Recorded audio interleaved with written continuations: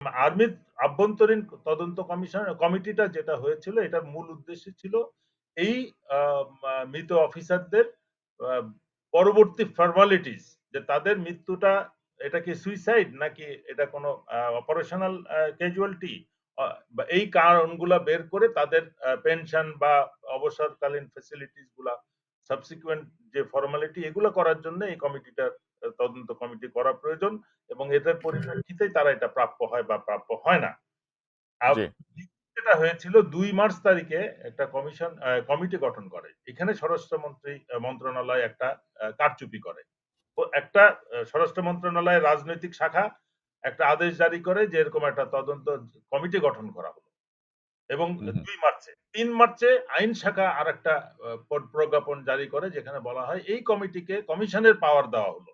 আমাদের কিন্তু এই বর্তমান এএলএম ফজলুর রহমান কমিশনের দাবি ছিল যে এটাকে কমিশন আকারে প্রকাশ করতে হবে। ওই কমিটি এবং কমিশন আলাদা আলাদা করলে হবে না, এটাকে স্বাধীন রাইট। তদন্ত কমিশন হিসেবেই ঘোষণা করতে হবে।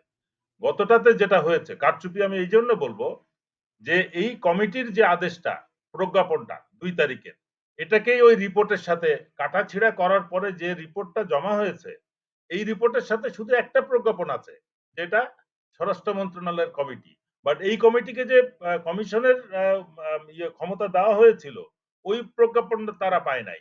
এবং আমি যখন কমিশনে সাক্ষ্য দিতে যাই তখন আমাকে তারা প্রশ্ন করে যে আমি যে আপনি যে কমিশন কমিশন বলেন আমাদের কাছে তো কমিশন সংক্রান্ত কোনো ডকুমেন্ট নাই।